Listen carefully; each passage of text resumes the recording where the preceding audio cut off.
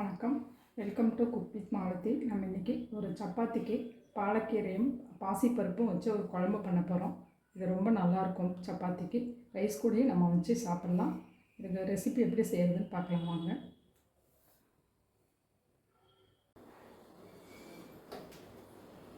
இப்போ நம்ம இந்த பாசிப்பயிரும் பாலக்கீரையும் வச்சு நம்ம ஒரு குழம்பு செய்ய போகிறோம். இது பார்த்திங்கன்னா ரைஸ் சப்பாத்தி இது ரெண்டுக்கும் ரொம்ப சூப்பரான காம்பினேஷனாக இருக்கும்.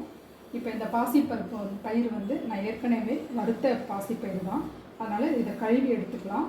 அதுக்கப்புறம் நம்ம கீரையை நல்லா கழுவிட்டு பொடியாக கட் பண்ணி எடுத்துகிட்டு வந்துடலாம்.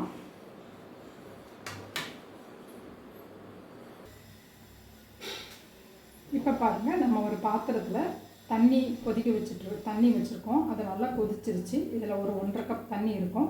இப்போ இந்த பாசி பயிறு இதில் போட்டுடலாம்.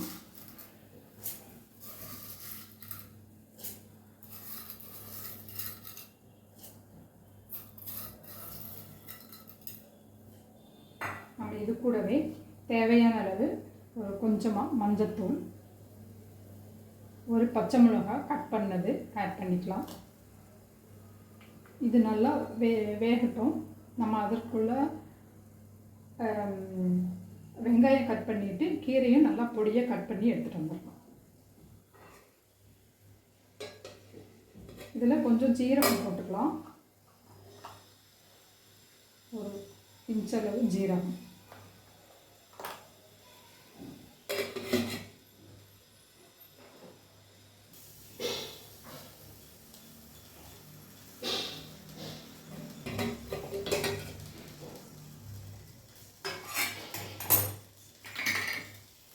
இப்போ பார்த்திங்கன்னா காய்கறி வந்து இப்போ பார்த்திங்கன்னா பாசி பயிர் வந்து 3/4 தான் வெந்திருக்கு. இந்த டைமில் நம்ம கீரை ஆட் பண்ணிக்கலாம்.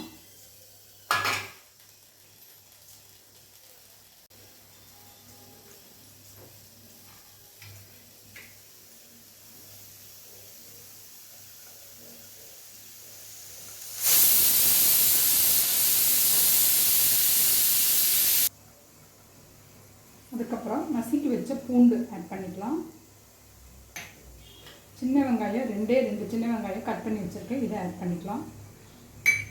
அதுக்கப்புறம் ஒரு சின்ன தக்காளி இல்லைன்னா பெரிய தக்காளியில் பாதி அளவு இது பொடியை கட் பண்ணியிருக்கோம், இதுவும் போட்டுக்கலாம். இப்போ நல்லா மிக்ஸ் பண்ணி விட்டுடலாம்.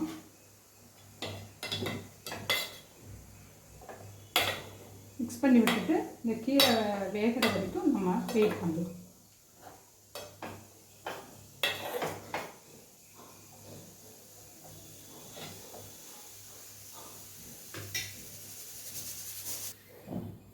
இந்த ஸ்டேஜில் தண்ணி வந்து நமக்கு கீரை வேகிறதுக்கு கம்மியாக இருக்குது அப்படின்னு ஃபீல் பண்ணிங்கன்னா சுடுதண்ணி மட்டும் கொஞ்சம் விட்டுக்கலாம். இப்போ தண்ணி வந்து இதுக்கு அளவாக இருக்குது, அதனால் நான் தண்ணி ஆட் பண்ண தேவையில்லை. கீரை இதிலே வந்துடும்.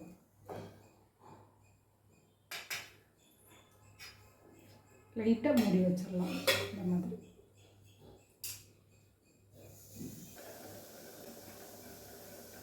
பாருங்கள், இப்போ நம்ம வந்து கீரை குக் ஆகிடுச்சான்னு பார்க்கலாம்.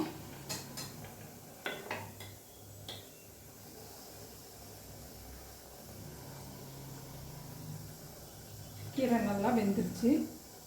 இப்போ வந்து நம்ம இந்த தண்ணி எக்ஸ்ட்ரா இருக்குது இல்லைங்களா, அது ஒரு பாத்திரத்தில் கொஞ்சம் எடுத்து வச்சுட்டு அதுக்கப்புறம் நம்ம கடைஞ்சிட்டு வந்துடலாம். கடையும் போது ரொம்ப நைஸாக இல்லாமல் கொஞ்சம் குறன்னு இருக்கிற மாதிரி நம்ம கடைஞ்சி எடுத்துகிட்டு வந்துடலாம்.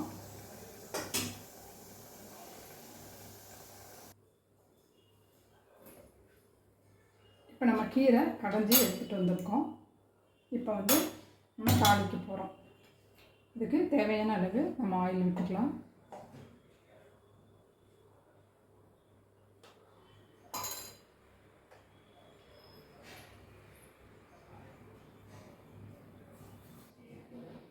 ஆயில் நல்லா சூடாயிடுச்சு.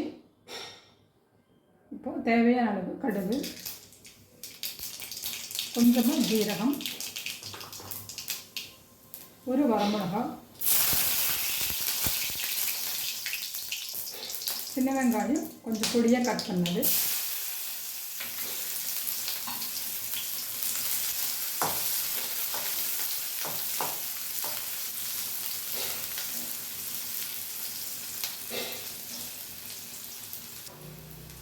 வெங்காயம் பாருங்கள் இந்த அளவு வதங்கினா போதும். இப்போ வந்து பெருங்காயத்தூள் தேவையான அளவு, ஒரு 1/4 ஸ்பூன் வந்து சாம்பார் பொடி போட்டுக்கலாம்.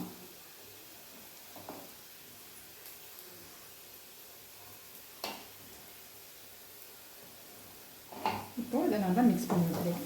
இப்போ ஃப்ளேம் வந்து லோ ஃப்ளேம் குறைச்சி வச்சுருங்க. இப்போ நம்ம கீரையை எடுத்து போட்டுக்கலாம்.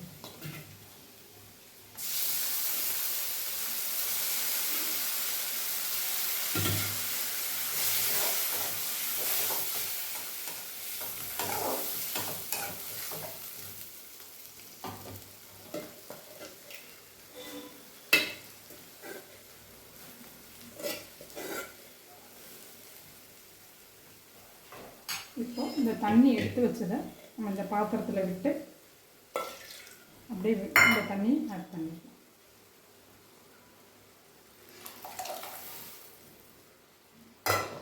இப்போது நல்லா கலந்து விட்டுடலாம். நம்ம இப்போ தான் சால்ட் போட போகிறோம். தேவையான அளவு சால்ட் போட்டுக்கலாம். திக்னஸ் வந்து இதே இருக்கட்டும். இந்த அளவு இருந்தால் தான் நம்ம சப்பாத்தி ரைஸ்க்கு சாப்பிடும்போது கரெக்டாக இருக்கும். பாருங்கள் இப்படி இருக்குது. இப்போ உப்பு போட்டுக்கலாம்.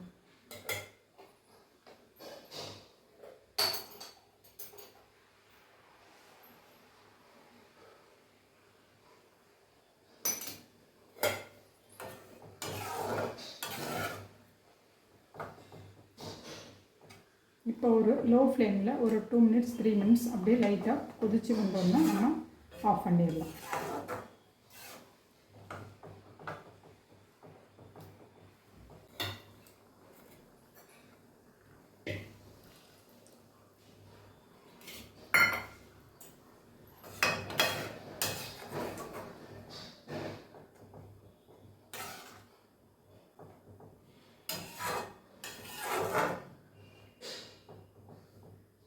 இந்த ஸ்டேஜில் நம்ம உப்பு சரி பார்த்துக்கலாம்.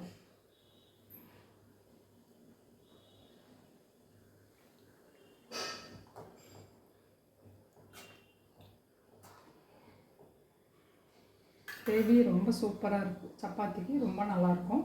இப்போ இன்னும் கொஞ்சம் உப்பு ஆட் பண்ணிக்கிறேன். கொஞ்சம் பத்தாங்க. ஒரு 2 மினிட்ஸ் கொதிச்சா போதும். பாருங்கள் நமக்கு ஒரு 3 மினிட்ஸ் கொதிச்சிருச்சு. நல்லா ஸ்மெல் பச்சை ஸ்மெல்லாம் போயிடுச்சு. இப்போ வந்து நெய் வந்து ஒரு ஸ்பூன் விட்டுக்கலாம்.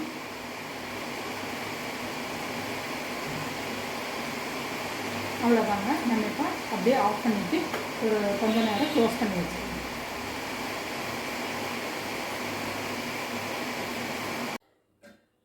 இப்போது நம்ம வந்து பார்த்திங்கன்னா நமக்கு பாசி பயிறு வந்து பாலக்கீரை சரி ரெடி ஆயிடுச்சு.